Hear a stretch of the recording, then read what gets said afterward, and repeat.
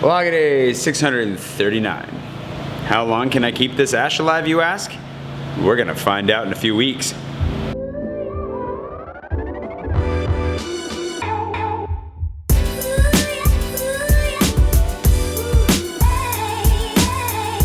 Morning.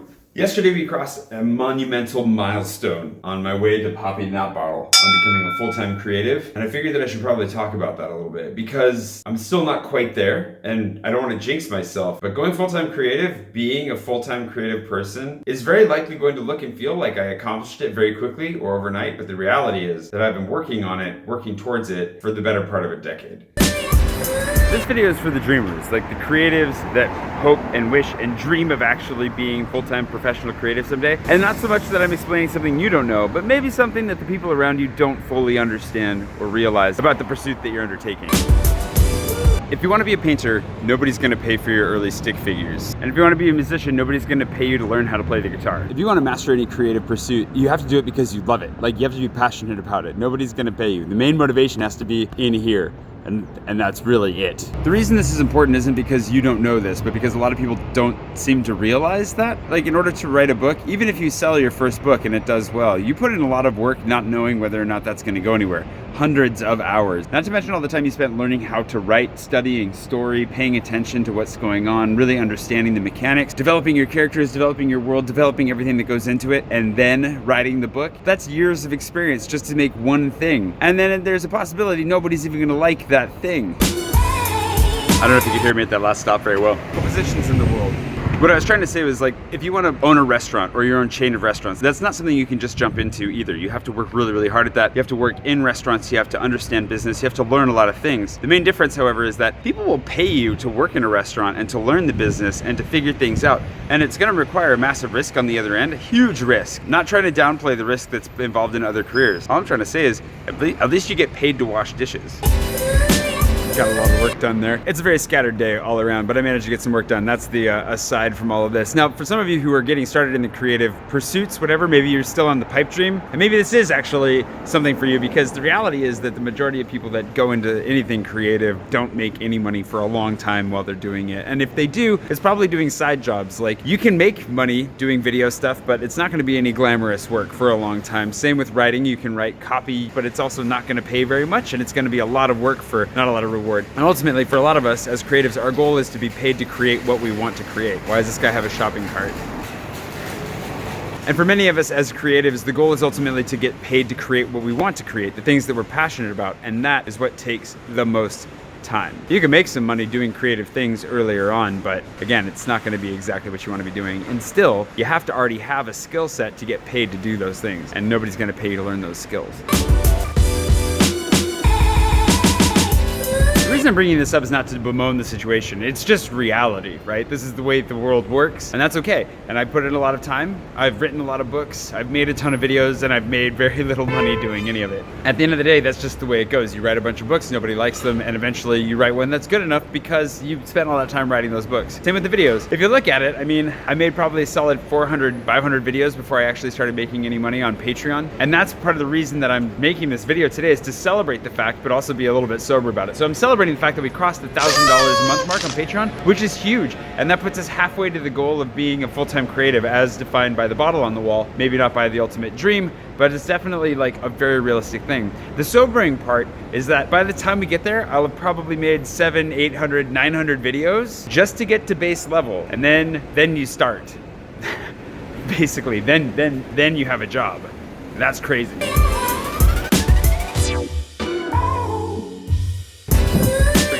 I just got done teaching English. Do I want to be teaching English? No.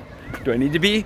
Yes, because how else do I pay my bills? That's changing. That's one of the reasons why this is a semi-celebratory video, and it's exciting because the future is very, very bright. But at the same time, when I'm teaching English, I'm focused on this job. I've got to put a lot of energy into it. And there's still tons of other stuff I need to be doing. So much work getting my Kickstarter squared away, responding to messages and emails, just general admin, making this video. I gotta edit this video later, and somehow I've gotta find time to be social and or sleep in there. It's a combination of things. It's kind of its own monumental effort, but that's just what you have to do. Basically, I really believe you need to treat your creative pursuits as a full-time job in and of themselves, which means you have to have at least 2 full-time jobs, because you can't survive off nothing, but you gotta get all that work done. So it's a lot of work for nothing when you're doing the creative stuff, and then you have to do other things to actually pay the bills. Whether that's bicycle tours or teaching English or voice acting, whatever it is, some of it's more fun than others, some of it's more interesting than others, and some of it's just what you have to do. And I've had a lot of jobs that were jobs I just, had to do.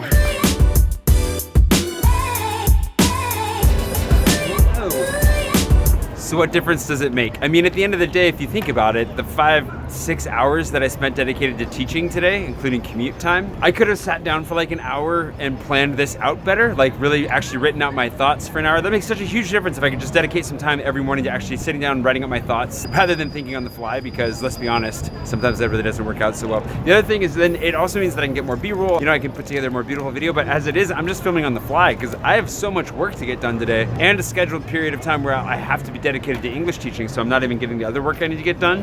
And now, and now I need to go do laundry and actually still live my life, you know? What? Can I see what you took? English? Anglais? Français? Yeah, English. English? Oh, that's a good one, there you go. Perfect. You also have to be ready to photobomb as much as possible when you live in Paris. That is a complete aside and has nothing to do with what we're talking about today. But you know, you're gonna get your picture taken while you're here, just can't avoid it.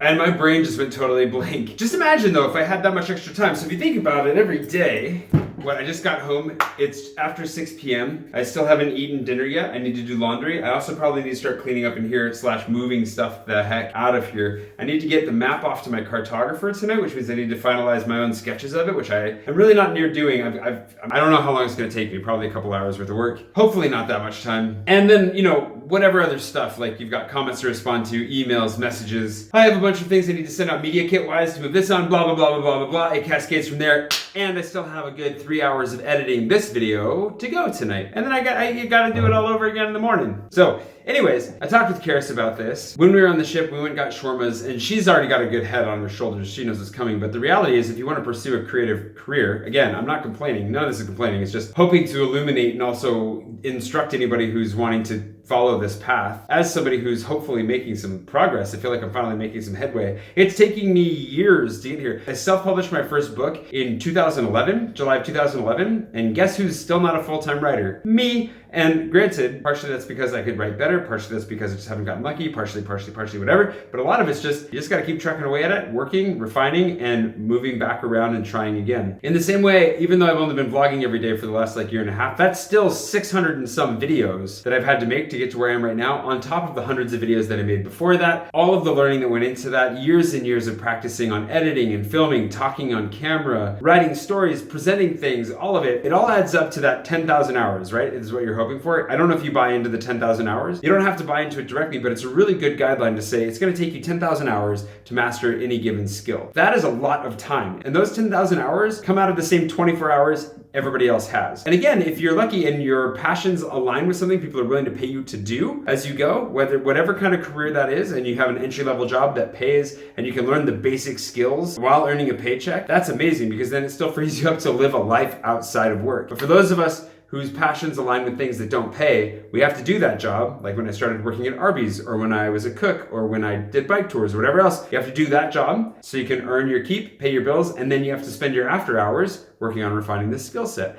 And then you have to try and find a time to have some social life and sleep. But of course, I still have a bunch of random side jobs that I'm doing, so it just never stops. So all that to say, there's a level of sacrifice involved that hopefully you're ready and willing to make. And I've been very willing to make. I knew when I entered my 20s that I'd be sacrificing a lot of good social time. I wouldn't be able to date very much. I've hardly had any girlfriends. We don't talk about my dating life on the vlog very much for those of you who are new, if at all. But let's be honest, Jay's not great boyfriend material. I haven't done a whole lot of dating in my time. And I'm trying to figure all that out now. I'm trying to figure out how can I make time to sleep? How can I make sure I get enough exercise? And just really trying to be more draconian with my schedule than I have been before. The blessing will be that when I get to the point where I actually get to pop that bottle and I'm full time and all I have to worry about is vlogging and writing to pay my bills, it's gonna free up tons of time for a lot of other activities. Whether that is being social, whether that is exercising more, like I really want to get back in the gym. Whether that is cooking, like having some time to cook, or just getting on top of other projects, whatever it is, I look forward to it. And I hope that that day comes sooner than later. But even if it takes me another 10 years to get there, I'm gonna keep working towards it, and I hope I get there someday. Because that's what I'm made for. That's what I'm geared for. I don't really have a choice. I mean, I do sort of have a choice, but I would really go crazy if I dropped this whole creative career pursuit that I've got going.